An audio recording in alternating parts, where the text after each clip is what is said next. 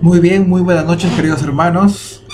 Es un gusto y un placer volvernos a encontrar y vamos a continuar con el tema acerca de análisis de citas del espíritu de profecía acerca de no fijar fechas para el regreso de Cristo.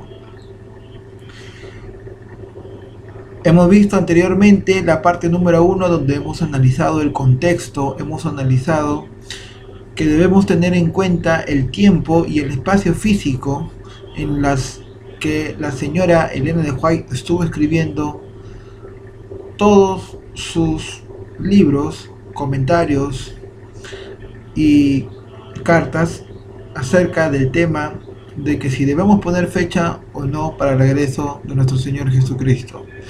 Muy bien, hoy vamos a ver la segunda parte, la continuación, y vamos a descubrir a qué base bíblica o a qué profecía bíblica se estaba refiriendo la profeta del Señor. Vamos a inclinar el rostro para iniciar el tema del día de hoy. Vamos a pedir la dirección del Espíritu Santo. Vamos a orar. Amante Padre Celestial, gracias Señor por cuidarnos y protegernos, por darnos de tu amor.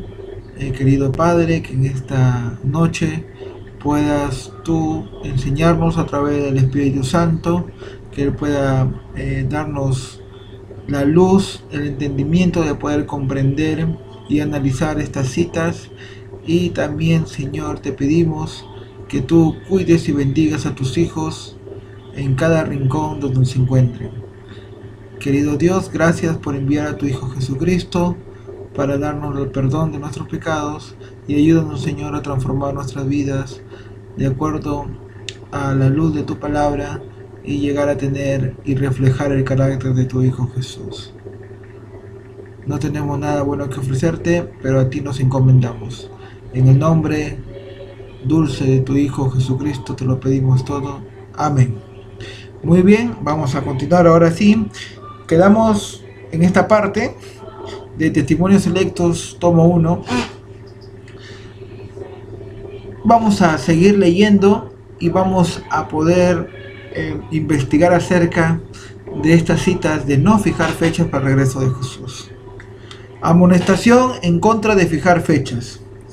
Cristo dio a sus discípulos verdades cuya anchura, profundidad y valor poco apreciaron y tampoco comprendieron.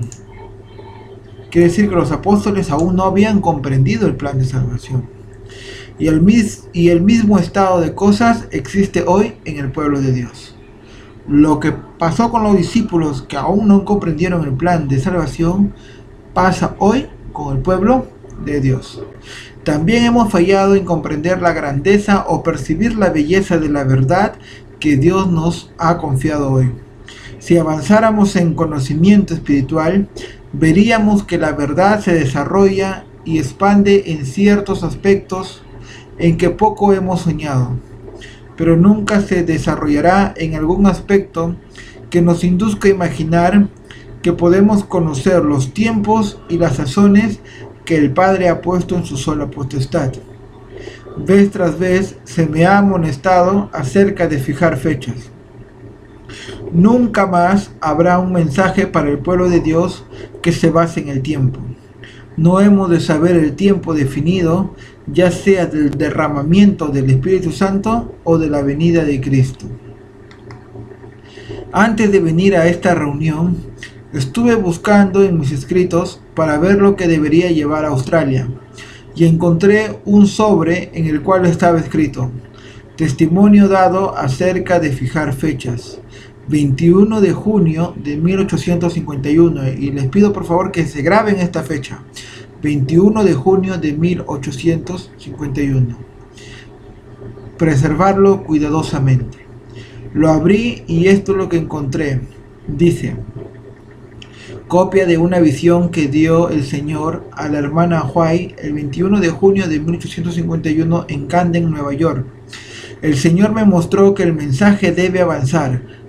El mensaje debe avanzar. ¿En qué año? 1851.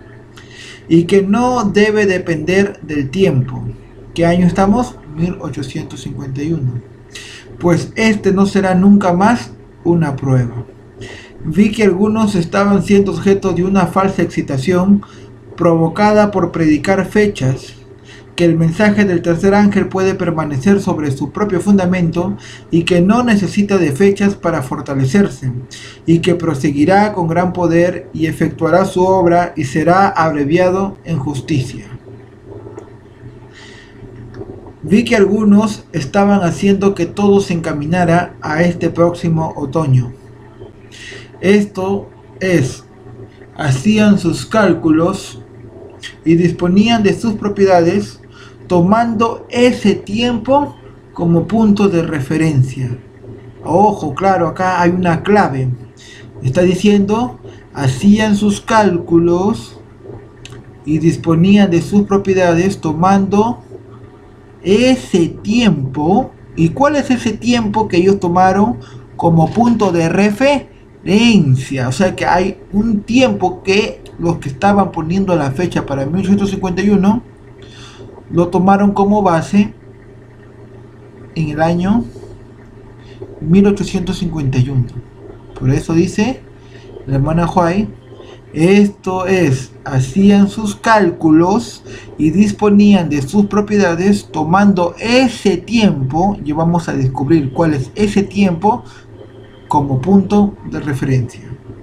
Vi que eso estaba equivocado por esta razón. En vez de ir cada día a Dios y desear fervientemente conocer sus deberes actuales, miraban hacia adelante y hacían sus cálculos como si supieran que la obra iba a terminar este año, sin preguntar diariamente a Dios cuál es su deber.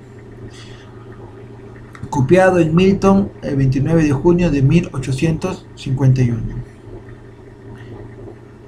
Este fue el documento que encontré el lunes pasado al buscar entre mis escritos. Bien, vamos a ver a la luz de esta matutina del historiador George Knight. ¿Quién es George Knight? Vamos a leer un poco sobre la meditación matinal del año 2014, al menos que olvidemos, escrita por el respetado historiador adventista George Knight. Nos muestra una visión de la historia de nuestra denominación y de nuestros pioneros. Muy bien, ¿qué nos dice este respetable historiador? Bien, vamos a poder ver que esta carta, dirigida a aquellos que estaban poniendo fecha en 1851, era dirigido para José Bates, el gran pionero de la iglesia adventista y del cual dio la luz acerca del séptimo día sábado como día de adoración. Si ustedes ven al lado derecho la imagen del sumo sacerdote entrando una vez al año al lugar santísimo para efectuar el día de expiación. Vamos a ver qué nos dice la Biblia. Levíticos 16, el día de la expiación. Versículo 19. Y esparcirás sobre él, o sea, sobre la tapa o el propiciatorio del arca, y esparcirá sobre él de la sangre con su dedo 7 veces, y lo limpiará y lo santificará de las inmundicias de los hijos de Israel. Por lo tanto, vamos a ver que en el día de expiación entraba el sumo sacerdote y manchaba 7 veces con sangre la tapa del arca. Recordemos que los adventistas o los mileritas creían que Cristo venía para purificar la tierra en el fiesta de expiación. Por lo tanto, ¿qué conclusión llegó José Bates? Una gota de sangre equivalía a un año. Por lo tanto, el tiempo base que ellos cogieron fue los 2300 días que terminaba en 1844, más 7 años por estas gotas de sangre, equivalía a 1851 para el regreso de Jesús. Vamos a ver qué nos dice el historiador George Knight. 6 de abril. Y en cuanto a poner fechas, parte 1, pero del día y la hora nadie sabe, ni aun los ángeles de los cielos, sino solo mi Padre. Mateo 24:36. A pesar de la claridad de las palabras de Jesús sobre el tema, y a pesar de la crisis milerita, al tratar de establecer la fecha de la segunda venida, sabemos que sufrieron el chasco el 22 de octubre de 1844. Por eso nos habla, a pesar de la crisis milerita, al tratar de establecer la fecha de la segunda venida, ha demostrado ser una tentación constante para los adventistas. El determinar una fecha o acercarse lo más posible a una, y debemos admitir que es una posibilidad emocionante, pero el inevitable fracaso tiene un efecto entumecedor en la Iglesia y en sus miembros. Después del fracaso en la predicación de que Cristo regresaría en octubre de 1844, el gran chasco de 1844, a los adventistas chasqueados simplemente les pareció natural seguir estableciendo fechas para ese acontecimiento sobre la base de las diversas profecías. Seguían poniendo fechas sobre qué bases, sobre bases de diversas profecías. Hoy vamos a ver a qué bases estaba refiriendo el señor José Bates.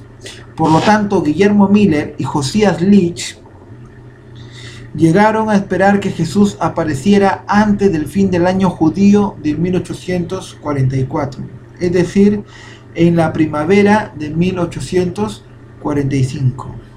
H. Gross, Joseph Marsh y otros previeron fechas en 1846. Y al pasar el año, Gross descubrió razones para esperar a Cristo en 1847. Los primeros adventistas sabatarios no eran inmunes a la fijación de fechas. En septiembre de 1845, Jaime White creía firmemente que Jesús llegaría el 10º día del 7º mes judío en octubre de aquel año. Esa es la razón por la que razonara públicamente que una pareja adventista que había anunciado su boda había caído en un ardid del diablo y que había negado su fe en la segunda venida, porque un paso así parecía contemplar años de vida en este mundo. Por lo tanto, Jaime White, el esposo de la hermana Elena, también seguía poniendo fecha para el regreso de Cristo un año más, después de 1844, en el año 1845. Sin embargo, pocos días antes de que pasara la fecha, recuerda Jaime, yo estaba en Fairhaven y en Dartmouth, Massachusetts, con un mensaje sobre este tiempo. O sea, estaba predicando que Cristo venía en 1845. En ese entonces, Elena estaba con el grupo en Carver, Massachusetts, donde tuvo una visión de que nos chasquearíamos y que los santos debían pasar por el tiempo de angustia de Jacob en el futuro. Su visión de la angustia de Jacob era totalmente nueva para nosotros, como también para ella. Esa experiencia aparentemente curó a Jaime White de especular sobre la fecha de la segunda venida. Pero, como veremos mañana, por cierto, no detuvo a José Bates poner fechas para la segunda venida. Indudablemente, parece natural para la mayoría de nosotros. Eso es lo que los discípulos desearon que Jesús hiciera en Mateo 24. Pero él se negó y todavía se niega. Hay una lección importante aquí que debemos aprender. Se niega. ¿Será que Jesús se niega a darnos los tiempos de la venida de Cristo? ¿O será que Dios no hará nada sin revelar sus secretos a sus siervos, los profetas? Interesante. Vamos a seguir leyendo. Y en cuanto a poner fechas, parte 2, 7 de abril. Velad pues, porque no sabéis a qué hora ha de venir vuestro Señor. Mateo 24:42. Jesús está realmente seguro de eso. Seguro que debe haber alguna forma de determinar el tiempo, al menos por la parte de los que somos fieles adventistas. Al menos eso pensaba José Bates en 1850. El paso del tiempo debió haberlo deprimido. De 1844 a 1850 habían pasado 6 años. Y según el historiador John Knight, ellos estaban muy tristes, deprimidos porque no vino Cristo en ese año. Vamos a seguir leyendo. Al fin y al cabo, habían pasado 6 largos años desde el chasco milerita. Sin duda, podía descubrir la fecha si trabajaba en ello lo suficiente. Y para 1850, Bates estuvo muy seguro de haberlo logrado. En ese año escribió que las 7 manchas de sangre en el altar de oro ante el propiciatorio, creo plenamente que representan la duración de los procedimientos judiciales de los santos vivos en el lugar santo. La mayoría ha escuchado hablar del muy válido principio de interpretación profética de día por año, pero Weiss tenía uno nuevo, el principio de gota de sangre por año. Al usar su nueva luz, Weiss había llegado a la conclusión de que el juicio preadvenimiento duraría 7 años y concluiría en octubre de 1851, momento en que Cristo vendría. ¿En qué año y en qué mes? En octubre de 1851. Por eso hemos leído que el hermano White, en su predicación, en su sermón, cogió esta carta de 1851 refiriéndose a José Weiss, que estaba poniendo fechas 6 años después de 1844, en el año 1851, alargando la profecía de los 2300 días, interpretando que cada gota de sangre equivalía a un año, como eran 7 gotas de sangre, 1844 más 7, 1851. ¿Sobre qué base? Sobre la base de los 2300 días. Bien, sigamos leyendo. Dado su talla en los círculos sabatarios, o sea, tenía un gran cargo, su talla era importante a José Weiss, dice, pronto reunió partidarios para su nuevo proyecto, pero los esposos White lo resistirían vigorosamente.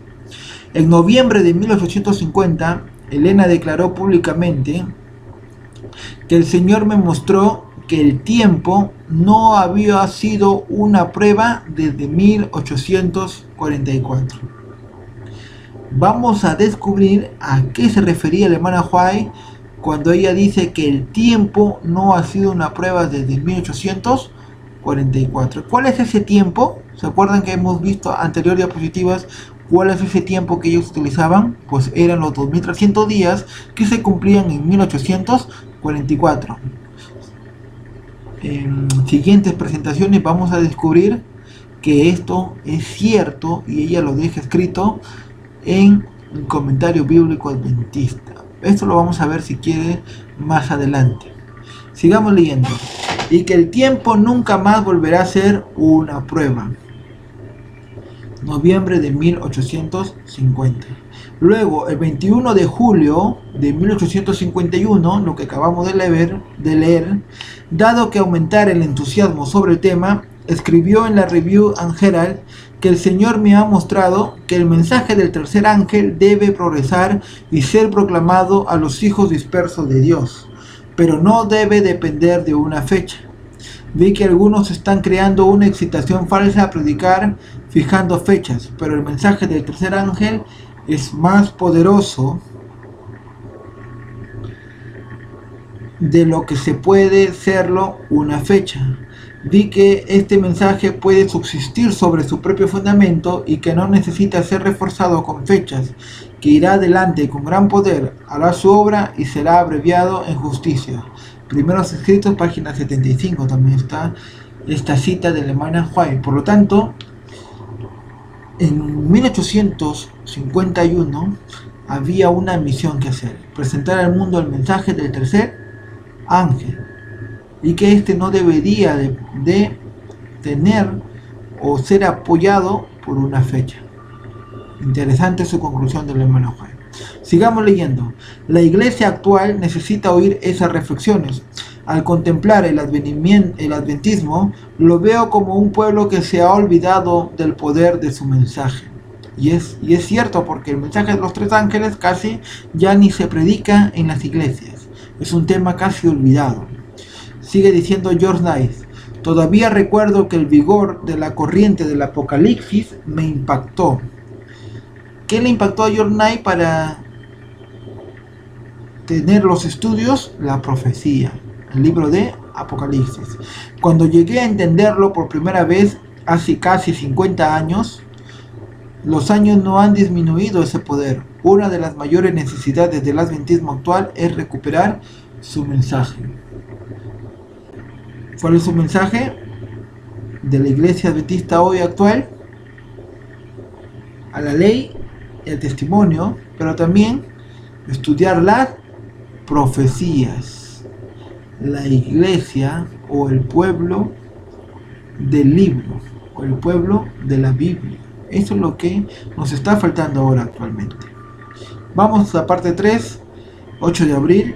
Después de mucho tiempo vino el Señor a aquellos siervos y arregló cuenta con ellos. Mateo 25, 19. Ayer encontramos a José Beis luchando poderosamente contra la característica de mucho tiempo. El sermón de Jesús en Mateo 24 y 25, sobre la base del principio de una mancha de sangre por año, había determinado que Jesús regresaría en octubre de 1851. En la expiación, ¿verdad? Octubre de 1851. También vimos que Elena de White desafió a José Beis, pero ella no acabó con él. Escuchemos un poco más. Vi escribió en la Review and Herald del 21 de julio de 1851 que algunos estaban haciendo que todo se incline al tiempo de este próximo otoño, es decir, en octubre, es decir, hacer sus cálculos con respecto a ese tiempo. Vi que esto no era correcto, por una razón. En vez de acudir a Dios diariamente para conocer su deber actual, miran hacia adelante y hacen sus cálculos como si supiesen que la obra terminaría este otoño sin averiguar su deber para con Dios diariamente. Una grata lección de la hermana White. Debemos siempre pedir la dirección de Dios y Él nos va a guiar cuál va a ser nuestro deber día a día. Al mes siguiente, Jaime habló sin restricciones sobre Beis, afirmando que había estado en contra de su enseñanza desde el mismo comienzo, un año antes.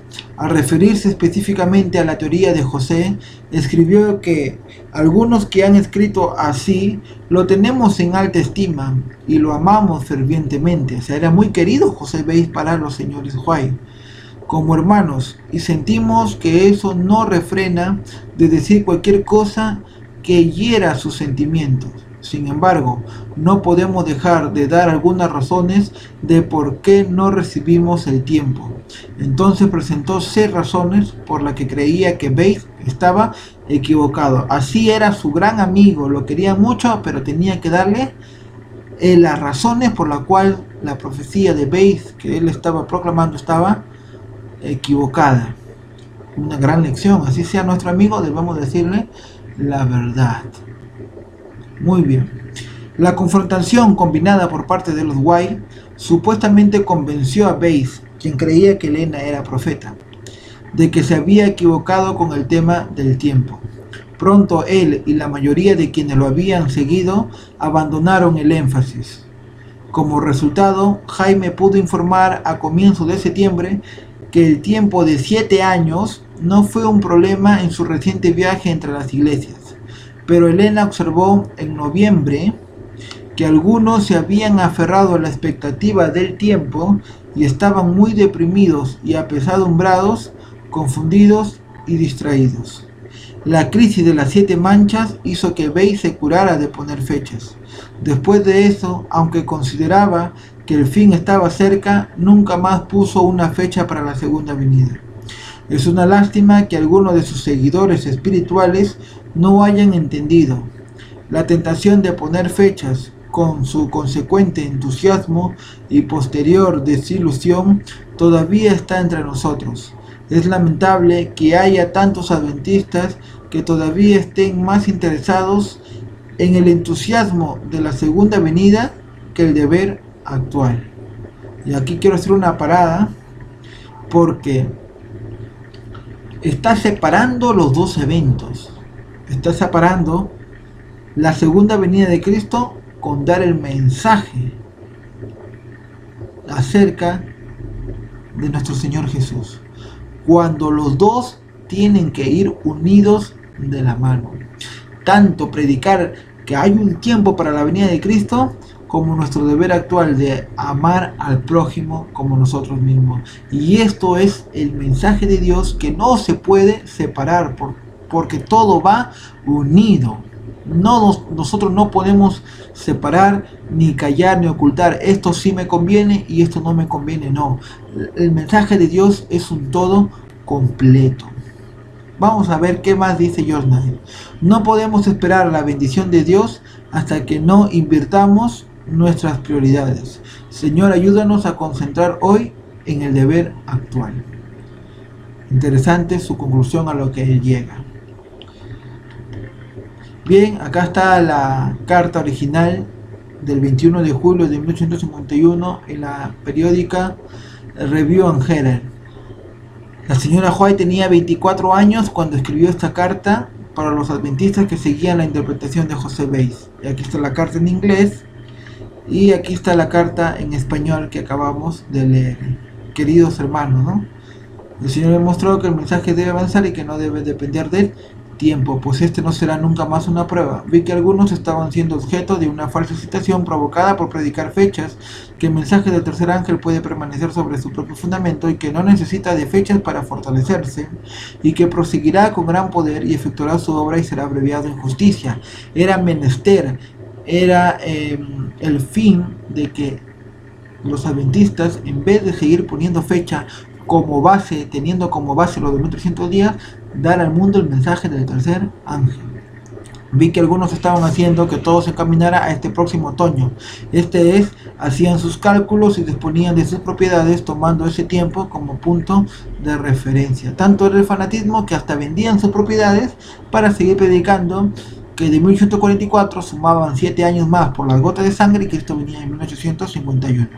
Vi que eso estaba equivocado por esta razón. En vez de ir cada día a Dios y desear fervientemente conocer sus deberes actuales, miraban hacia adelante y hacían sus cálculos como si supieran que la obra iba a terminar este otoño, en octubre del 1851, sin preguntar diariamente a Dios cuál sería su deber. Y firma Ellen G. de White. Por lo tanto, esta cita, que es mal interpretada y usada para pensar que no debemos poner alguna fecha para el regreso de Cristo, queda claramente refutada cuando nosotros conocemos el contexto y para quienes iba dirigido las palabras del hermano White. Era el deber de la iglesia naciente seguir predicando las verdades de los tres ángeles, antes que poner fechas basadas en los 2300 días que ellos iban alargando. Por lo tanto, al conocer nosotros el contexto, ya sabemos que el hermano White se refería a que ellos seguían poniendo fecha bajo ese tiempo de referencia que eran los 2300 días que había terminado el 22 de octubre de 1844. Ahora vemos cómo cambia el concepto, a la hora de leer el espíritu de profecía. Por eso que en la parte 1 de este tema hemos visto que es importante saber el contexto, el tiempo y el espacio. Porque si nosotros no tenemos en cuenta este contexto, vamos a sacar fuera de interpretación y acomodarlo a nuestros pensamientos para decir lo que el hermano White no quiere o no está interpretando esto. Ya vamos a ver si nosotros podemos llegar a conocer la fecha de la segunda venida de Cristo. Vamos a seguir con el tema del capítulo 23 de Testimonios Selectos 1. Como hemos visto, esto es un sermón del hermano White que fue predicado en 1891, pero fue publicado en la Review and Herald en 3 partes en el año 1892. El 22 de marzo de 1892, el 29 de marzo de 1892 la segunda parte y el 5 de abril la tercera parte. Eso fue un sermón de la señora White. Y vamos a seguir leyendo la otra parte, porque aquí hay otro personaje que puso fecha para Cristo en el año 1884. Vamos a leer. Y aquí está otro que fue escrito en cuanto a un hombre que fijaba fechas en 1884. ¿En qué año fijó la fecha? 1884. Y propagaba sus argumentos para probar sus teorías. El informe de lo que hacía me fue presentado en el Congreso de Jackson, Michigan, y dije a los hermanos que no debían prestar atención a la teoría de ese hombre, pues no sucedería el acontecimiento que él predecía. Ya vamos a saber quién era ese hombre. Dios ha puesto en su propia potestad los tiempos y las sazones. ¿Y por qué no nos ha dado Dios ese conocimiento? Está hablando en el año 1891, ¿verdad? Porque si lo hiciera no lo usáramos no lo usaríamos debidamente. Ese conocimiento provocaría entre los hermanos un resultado que retardaría grandemente la obra de Dios de preparar un pueblo que pueda resistir en el gran día venidero. No hemos de vivir dependiendo de la excitación originada por fechas especiales. No hemos de enfrascarnos en especulaciones en cuanto a los tiempos y las sazones que no ha revelado Dios. Jesús ha dicho a sus discípulos que velen, pero no fijándose en una fecha definida. Sus seguidores han de estar en la posición de los que están atentos a las órdenes de su capitán. Han de velar, esperar, orar y trabajar a medida que se acercan al tiempo de la venida del Señor. Pero nadie podrá decir precisamente cuándo será ese tiempo, pues no sabéis el día ni la hora. No podréis decir que Cristo vendrá dentro de 1, 2 o 5 años. Tampoco debéis posponer su venida diciendo que quizás no se produzca ni en 10 ni en 20 años. Por lo tanto, ni muy, ni tan. Debemos saber cuándo está cerca las puertas. Muy bien, vamos a seguir leyendo lo que dice el hermano Juan. El deber del pueblo de Dios es tener sus lámparas despabiladas y ardiendo. Ser como los hombres que esperan que el novio vuelva de la boda. No tenéis un momento que perder descuidando la gran salvación que os ha sido provista. Está llegando a fin el tiempo de gracia de las almas. Está siendo sellado el destino de los hombres día tras día. Y aún de esta congregación no sabemos cuán pronto cerrarán los ojos muchos en la muerte y serán preparados para la tumba. Ahora debiéramos considerar que nuestra vida transcurre rápidamente, que no estamos seguros ni un momento a menos que nuestra vida esté escondida con Cristo en Dios. Y acá está una clave de que nuestra vida debe estar escondida con Dios, es decir, nuestra vida debe estar santificada por la palabra de Dios.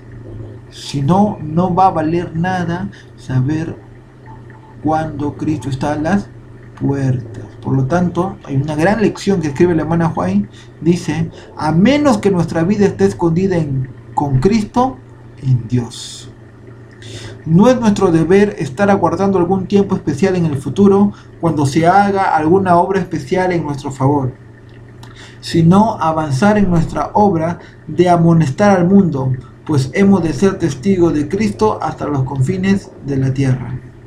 Nos rodean por doquiera los jóvenes, los impenitentes, los inconversos. ¿Y qué estamos haciendo por ellos? Padres, en el ardor de vuestro primer amor, ¿estáis procurando la conversión de vuestros hijos o estáis enfrascados en las cosas de esta vida hasta el punto de que no hacéis esfuerzos fervientes para ser colaboradores con Dios? ¿Apreciáis la obra y misión del Espíritu Santo? ¿Comprendéis que el Espíritu Santo es el instrumento por el cual hemos de llegar a las almas de los que nos rodean? El Espíritu Santo tiene una gran obra que hacer en este tiempo, hermanos. Cuando termine esta reunión, os iréis de aquí y os olvidaréis de las fervientes exhortaciones que se os han hecho. Será dejado sin atender el mensaje de amonestación y se escurrirá de vuestro corazón la verdad que habéis oído, como agua que se escurre de una vasija rota. Interesantes las preguntas que hace la hermana Ellen White.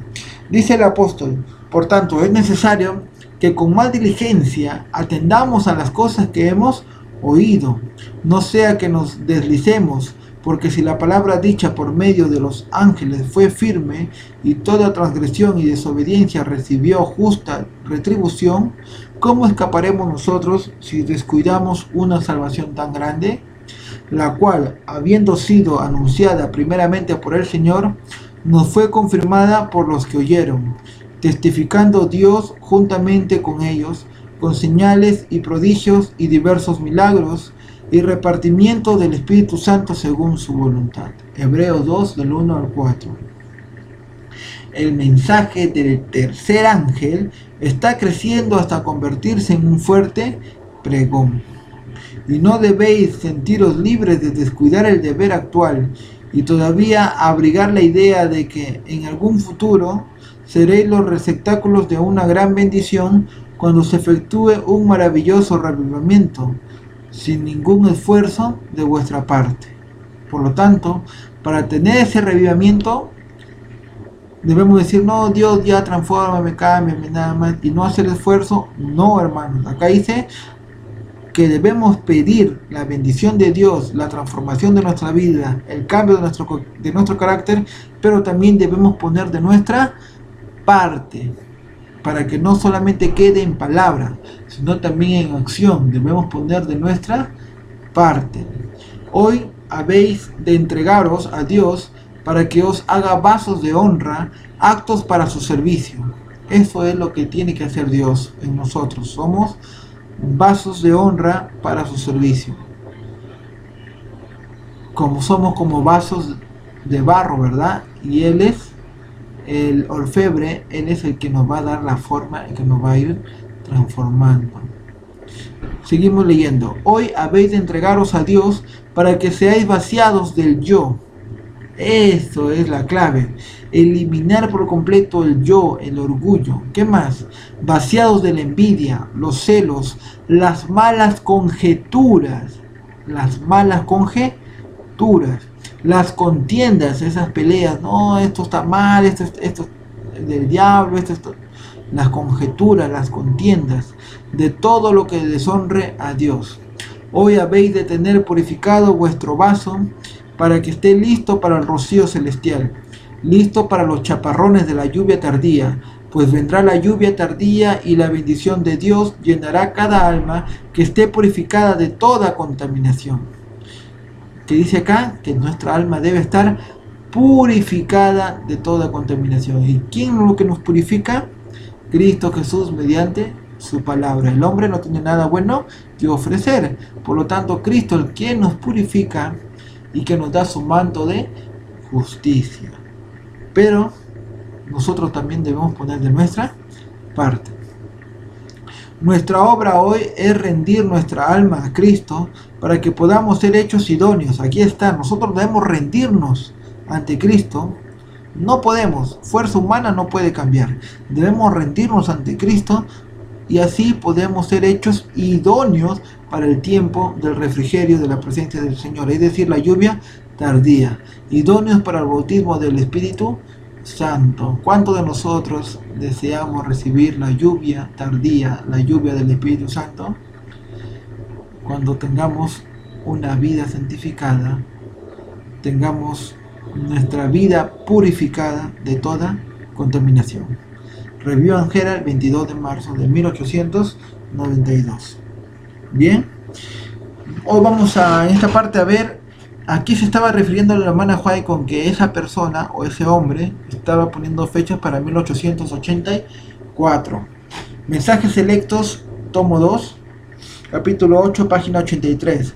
Refutación de las pretensiones de los falsos profetas. Capítulo 8. Me fueron mostradas muchas personas que pretenderían ser especialmente enseñadas por Dios y que intentarían guiar a otros y que debido a un concepto equivocado de lo que es el deber emprenderían una obra que Dios nunca les había encomendado. Como resultado de esto habría confusión, que cada uno busque a Dios fervorosamente por su propia cuenta a fin de comprender cuál es la voluntad para él. Debemos escudriñar la palabra de Dios individualmente, con oración, buscar a Dios y Él nos dará su respuesta y cuál es su voluntad. Habrá quienes pretenderán recibir visiones. Cuando Dios os dé evidencia clara de que la visión procede de Él, podéis aceptarla, pero no lo aceitéis basándoos en ninguna otra evidencia, porque la gente será descarriada cada vez más en los países extranjeros y en los Estados Unidos. Las visiones de un hijo descarriado, y aquí nos va a dar el nombre de este hermano que ponía la fecha de la segunda venida para 1884. Me siento compelida al declarar que no he tenido la menor fe en el señor J.M. Garmire o en su obra. El folleto que se publicó durante el otoño pasado, cuando celebramos nuestras reuniones de revivamiento en Jackson, no tuvo la menor aprobación de nuestro pueblo. Fue distribuido con la ayuda de la lista robada de suscriptores de la Review and Herald. Hubo un muchacho que robó la lista de los hermanos que se suscribían al periódico de la Review and Herald, y al tener los datos, los nombres de estos hermanos adventistas, pudieron ellos dejar su panfleto o el folleto que había escrito J.M. Garmire, predicando que Cristo venía en 1884. La hija del señor Garmire pretende, o él pretende por ella, tener visiones, pero estas no llevan el sello de Dios, no son de la misma índole que muchas otras semejantes que hemos enfrentado en nuestra experiencia. Un engaño de Satanás, dice el hermano Juan. Declaré definidamente a estas personas fanáticas en las reuniones espirituales celebradas en Jackson que estaban haciendo la obra del adversario de las almas, que se hallaban en tinieblas, pretendían poseer una gran luz según la cual el tiempo de gracia terminaría en octubre de 1884. Entonces declaré en público que el Señor le había placido mostrarme que no habría una fecha definida para el mensaje dado por Dios desde 1844.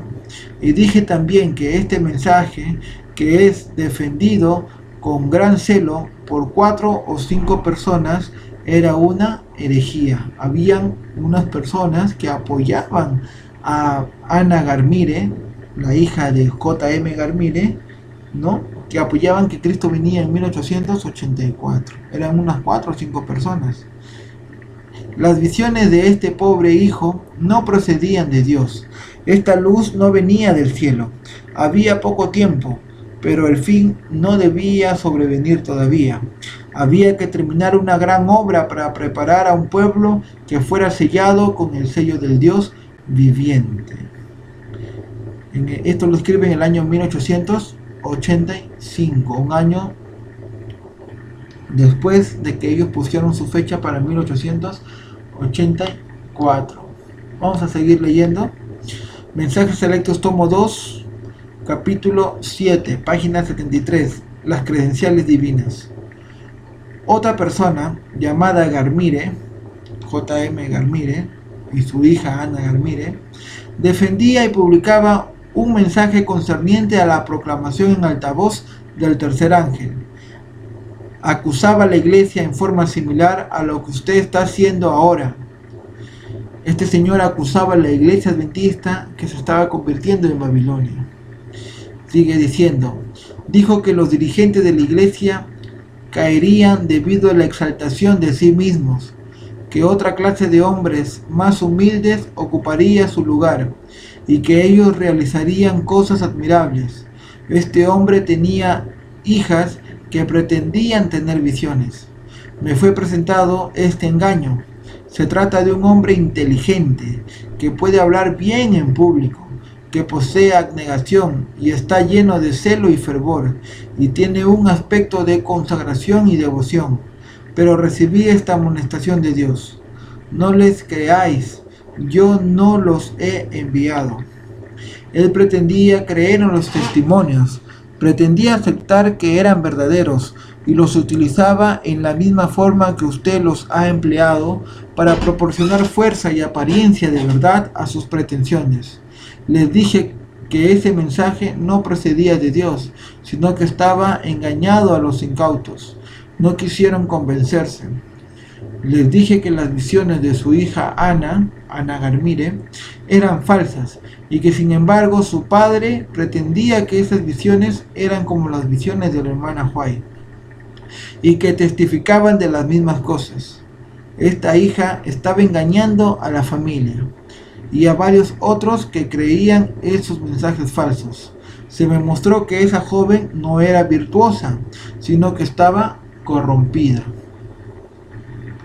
Si alguna vez hubo un hombre a quien yo consideraba inspirado, ciertamente era este, o sea, J.M. Garmire. Mira, tenía una apariencia muy consagrada. Por eso dice, si alguna vez hubo un hombre que yo consideraba inspirado, ciertamente era este. ¿Quién?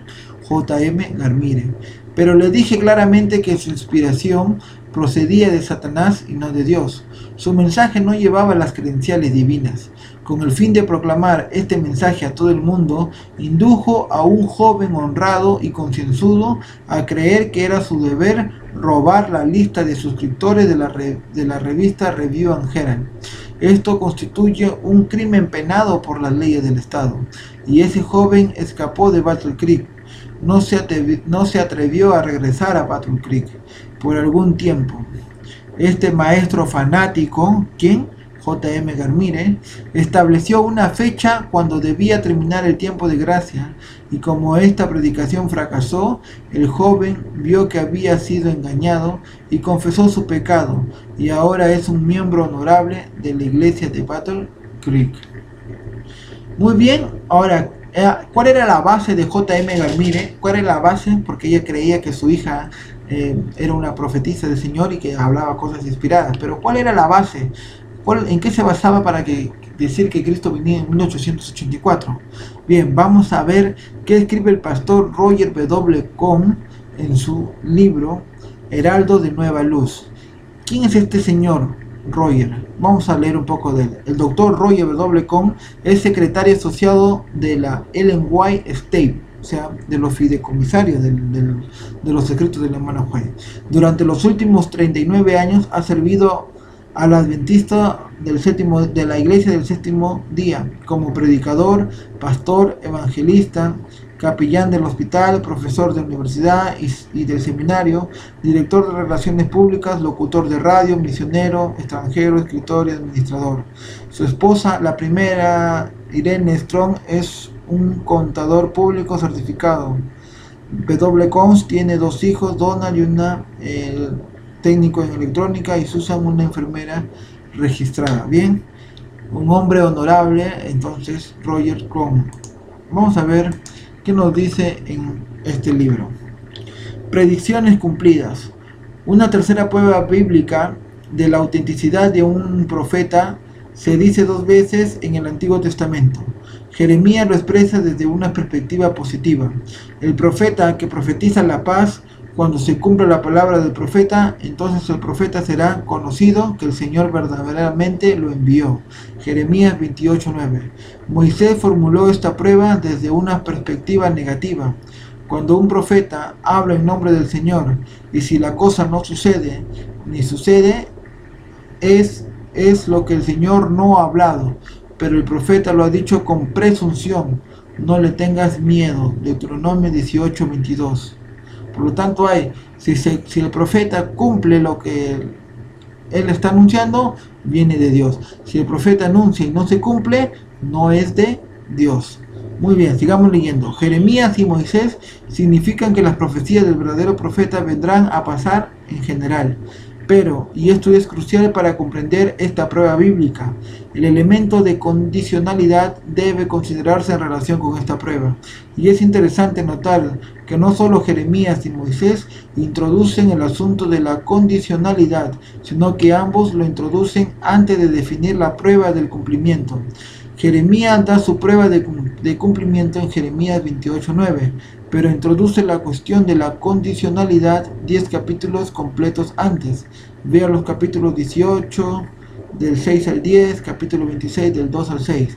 Moisés escribió la prueba del cumplimiento en Deuteronomio 18:22, pero él discute condicionalidad tan pronto como Deuteronomios 8:19. Véase también el capítulo 28, versículo 1, 2 y versículo del 13 al 15. Uno de los mejores ejemplos bíblicos de condicionalidad que afecta el cumplimiento de la predicción de un profeta es la experiencia de Jonás en el Antiguo Testamento. Es particularmente significativo que Jonás no declaró el elemento condicional en ninguna parte de sus mensajes públicos orales, pero desarrollados posteriormente en la historia hacen ese punto muy claro. Y a pesar del aparente fracaso de la profecía de Jonás, en 120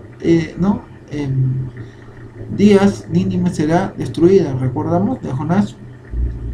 Jesús lo consideró un profeta genuino.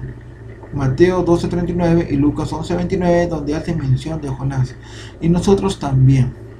Otro factor que debe considerarse cuando evaluamos el cumplimiento de las predicciones de un profeta Satanás tiene la capacidad de hacer predicciones limitadas sobre el futuro que de hecho suceden. Satanás tiene un grado de control sobre los asuntos e incluso sobre los cuerpos de hombres y mujeres justos. Cuando Dios estableció las reglas básicas para la prueba de Satanás de la fidelidad de Job, él dijo: he aquí, todo lo que tiene está en tu poder, solo sobre sí mismo no sacas tu mano para quitarle la vida. Le dio permiso, ¿no? Dios le dio permiso para que pruebe a Job. Satanás fue capaz de atormentar a Job con dolorosos agujeros, pero estaba limitado porque no podía tomar la vida de Job. El otro trágico ejemplo es el rey Saúl, que alejó tan lejos de Dios que Satanás tuvo total control sobre él y pudo predecir su muerte 24 horas antes. 1 Samuel 28:19.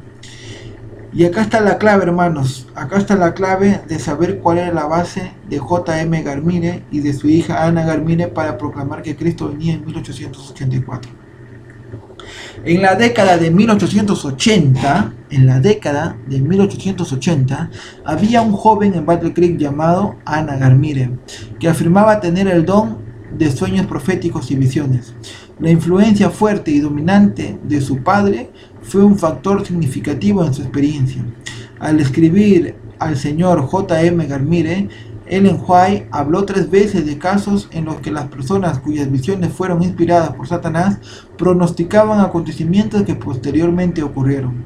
Durante los últimos 45 años, de 1845 a 1890, he tenido que reunirme con personas que dicen tener de Dios mensajes de reprobación a otros. Esta fase del fanatismo religioso ha surgido una y otra vez desde 1844. ¿Verdad? Y lo hemos comprobado a través de la historia que después de 1844 seguían estableciendo fechas para el regreso de Cristo. Satanás ha trabajado de muchas maneras para establecer el error. Algunas cosas dichas en estas visiones ocurrieron, pero muchas cosas resultaron totalmente falsas, como las han hecho tus profecías y las de Ana. Sin embargo, intentarían excusar las equivocaciones retorciéndose las afirmaciones y dándoles otro significado.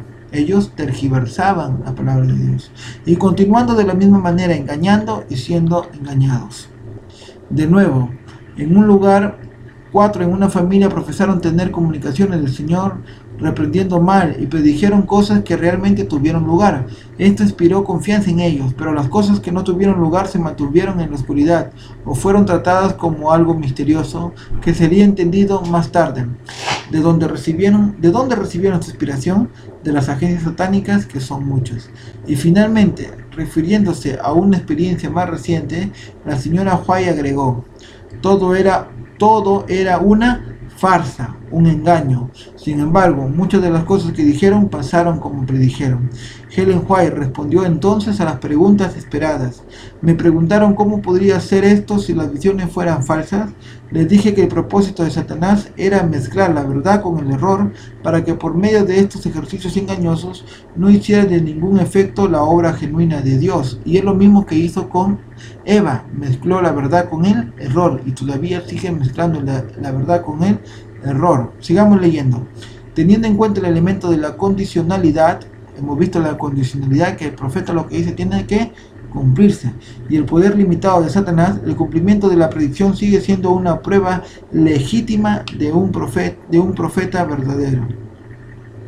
Actitud hacia Jesucristo. Una cuarta prueba bíblica de alguien que dice ser un profeta se encuentra en un examen de su actitud hacia Jesucristo, es decir, su testimonio, su vida. En esto conocéis al Espíritu de Dios. Todo espíritu que confiesa que Jesucristo ha venido en carne es de Dios, y todo espíritu que no confiesa que Jesucristo ha venido en carne no es de Dios. Y este es el espíritu del anticristo, de la cual habéis oído que debe venir, e incluso ahora ya no está en el mundo. Primero de Juan 4:2 al 3, ¿verdad? Porque habían fanáticos que decían que Cristo tenía que venir en forma espiritual, que había venido en forma espiritual. Después de 1144, algunos adventistas pusieron fecha diciendo que Cristo había venido a la tierra en forma de espíritu, cuando lo que hablan esto está totalmente contrario a las sagradas escrituras. Sigamos leyendo. Satanás odia la enseñanza bíblica acerca de la encarnación de Jesucristo porque se niega a acceder a la divinidad de Cristo. Un verdadero profeta declara y no negará la naturaleza divina y la naturaleza humana de Jesucristo, las dos naturalezas de Jesús, la naturaleza divina, pero también fue hombre, fue 100% Dios y 100% hombre. Satanás odia a Jesús, odia el hecho de que Dios se hizo hombre en Jesús y especialmente que Cristo lo derrotó. ¿En dónde lo derrotó? En el Calvario, saliendo de la tumba triunfante en el primer día de la semana. Satanás está tan poseído por su odio a Cristo que no puede controlarlo. Y en los profetas que son impulsados por el espíritu de Satanás, este odio tampoco puede mantenerse oculto durante mucho tiempo. En la década de 1970, la psíquica Jane Robert, que murió en 1984, no creó ninguna pequeña sensación al publicar mensajes de un guía espiritual llamado Seth, quien por medio de la escritura automática literalmente dictó mensajes en la escritura automática del medio humano, coloca sus manos con fuerza en un teclado de máquina de escribir y compromete la mente en una postura contemplativa. Los dedos del medio caminan por todo el teclado y mensajes coherentes salen de la máquina. Bien. En uno de los libros de Jane Robert, después de los más de 6.000 páginas escritas a máquina de mensajes, se declaró que el Cristo histórico no fue crucificado, no tenía intención de morir de esa manera, pero otros pensaban que era para cumplir la profecía de todos los sentidos, la crucifixión era una necesidad, Cristo no tomó parte de ella, hubo una conspiración en la que Judas jugó un papel, un intento de ser un mártir fuera de Cristo, el hombre escogido fue drogado, de ahí la necesidad de ayudar a llevar a la cruz, le dijeron que era el Cristo, él creía que él era, y tal, cosas sandeces que escribía esto, que nada más que era espiritismo. Bien, ahora sí, acá está la clave, hermanos. Reclamaciones modernas al regalo profético. Un número de personas en la iglesia adventista han surgido a lo largo de los años alegando tener el don profético. 3 de estos son dignos del comentario aquí.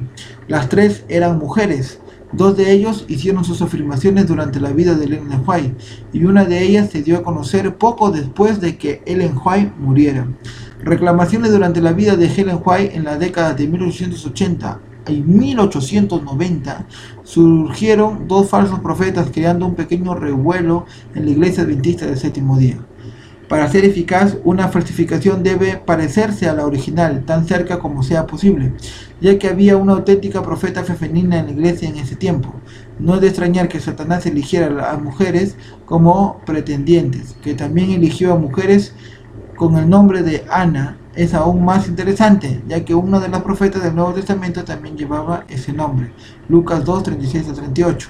La verdadera historia de Ana Garmire, quien hizo sus afirmaciones en la década de 1880, puede reconstruirse fácilmente a partir de los testimonios de Ellen White publicados en Mensajes Selectos, tomo 2, que acabamos de leer, páginas 64 a 84.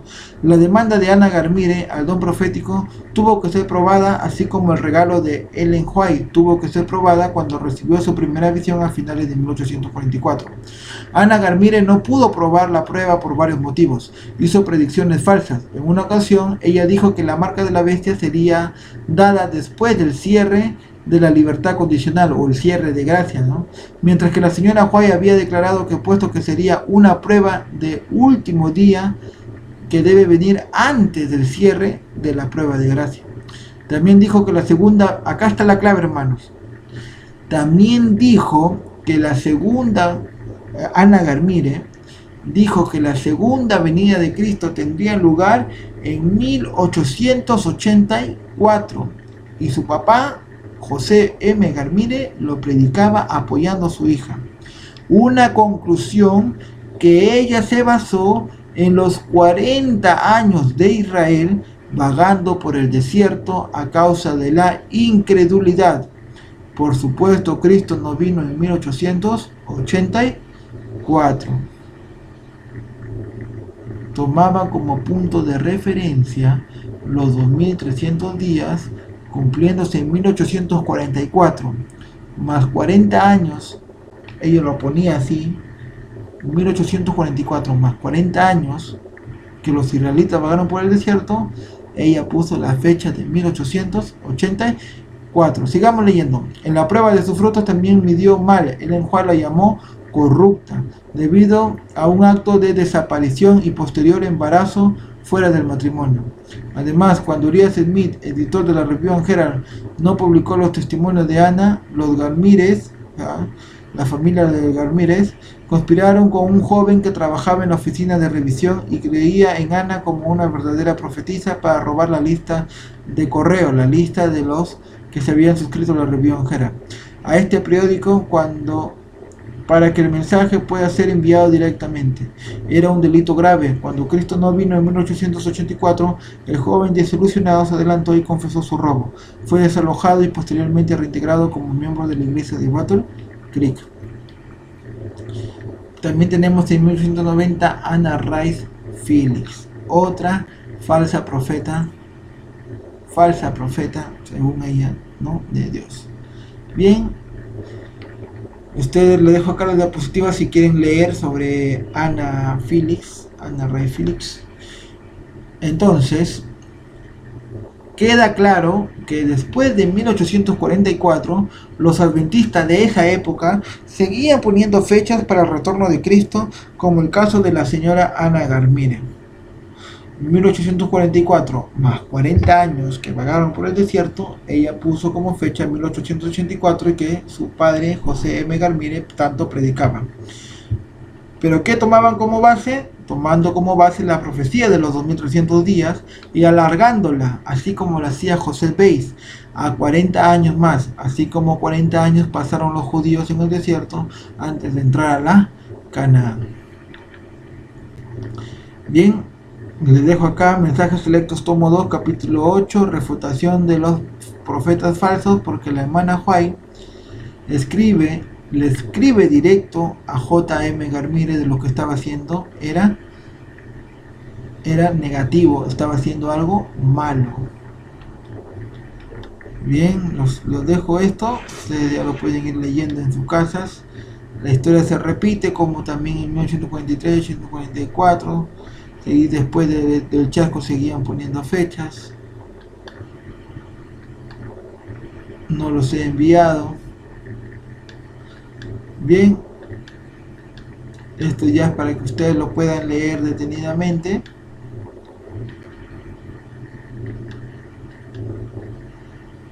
Bien, entonces acabamos de leer tener la base histórica, la base del contexto, del tiempo y la base del espacio y para quién iba dirigido las palabras de la hermana White a no buscar una fecha para el regreso de Cristo. Por lo tanto, en este sermón de la hermana White, predicada en 1891, pero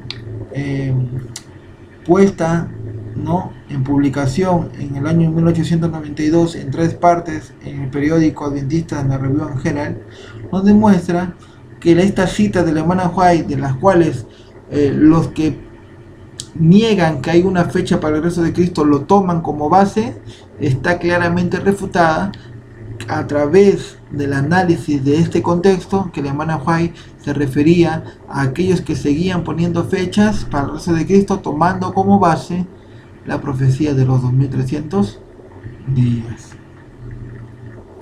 Velad y orad. No tengo ningún tiempo específico del cual hablar cuando se efectuará la efusión del Espíritu Santo, cuando descenderá del cielo el ángel poderoso y se unirá con el tercer ángel, ¿verdad? Este es el cuarto ángel, ¿verdad? El mensaje del cuarto ángel. Y se unirá con el tercero en la terminación de la obra en este mundo. Mi mensaje es que nuestra única seguridad radica en estar listos para el refrigerio celestial, para la lluvia tardía, con nuestras lámparas despabiladas y encendidas. Cristo nos ha dicho que velemos, es decir, que no estemos dormidos. Velar quiere decir estar despiertos, porque el Hijo del Hombre vendrá a la hora que no pensáis. Velad y orad es la consigna que nos es dada por nuestro Redentor. Día tras día hemos de buscar la inspiración del Espíritu de Dios para que Él pueda efectuar la obra que le incumbe en el alma y el carácter, para que el Espíritu Santo transforme nuestra vida a través de un cambio de carácter.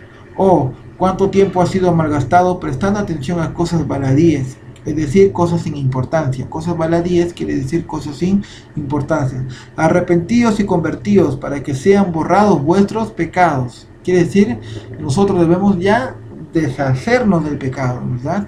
Arrepentirnos y convertidos para que sean borrados nuestros pecados cuando vengan los tiempos del refrigerio de la presencia del Señor, esto es, la lluvia tardía. Publicado 29 de marzo de 1892. Muy bien. Para datos, agregar más datos, le voy a dejar acá esta tesis del pastor Wayne Scriven, publicada en 1944, acerca de cómo en Estados Unidos seguían poniendo fechas, seguían fijando fechas. El título de su tesis de la Universidad Andrews dice: fijación de fechas en Estados Unidos para la segunda venida de Cristo a finales del siglo XIX y a principios del siglo XX. En la descripción voy a poner el link donde ustedes pueden descargar esta tesis traducida al español para que ustedes puedan seguir viendo cómo habían en ese tiempo en que vivía la hermana White muchos hermanos de fe adventista, no digo que son de la iglesia adventista, sino de fe adventistas y de otras denominaciones que seguían poniendo fechas para el regreso de Cristo. ¿Basados en qué profecía? En los 2300 días. Pero también ellos sabían que por cronología había un tiempo de 6000 años e hicieron sus cronologías como bien les parecía para clavar la fecha para el regreso de Jesús. Bien, hasta aquí terminamos el tema, estamos cerrando. En la próxima presentación vamos a analizar, porque esto va a dar una luz impresionante acerca de la primera visión de la señorita Ellen White cuando tenía 17 años, llamada el clamor de medianoche, porque va a ser muy interesante saber a qué se refería la hermana White con el clamor de medianoche, no solo para 1844, sino el clamor de medianoche hasta la segunda venida de Cristo, que pronto ha de aparecer en las nubes de los cielos. Por lo tanto, hermanos, hasta aquí la segunda parte de este tema, análisis de las citas de la hermana White en cuanto a no buscar fechas para el regreso de Cristo. Ya hemos estudiado, hemos visto a través del contexto histórico que la hermana White se refería a aquellos que seguían alargando la profecía de los 2300 días o años. Bien, vamos a terminando esta parte 2. Vamos a inclinar el rostro para poder orar a nuestro Padre Celestial. Querido Padre, Dios eterno, Dios todopoderoso, Creador del cielo y de la tierra, que tú nos amas a cada ser humano porque has entregado a tu Hijo Jesucristo a través de su sangre para limpiarnos del pecado y poder llamarnos, Señor, a tu luz admirable, a una luz maravillosa. Querido Padre, gracias por compartir este tema. Gracias por los que están escuchando a través de la pantalla, y bendice tú a tu pueblo y a tus hijos y ponga a tus santos ángeles para que puedan, Señor, estar al lado de ellos y defenderlos ante las garras del enemigo. Que tu Espíritu Santo nos acompañe, nos instruya cada día, perdona nuestros pecados, bórranos, Señor, y haznos limpios, haznos mansos, haznos humildes y poder reflejar el carácter de tu Hijo Jesús. Favores y súplicas que te lo pedimos confiando en el nombre de nuestro Señor Jesucristo. Amén.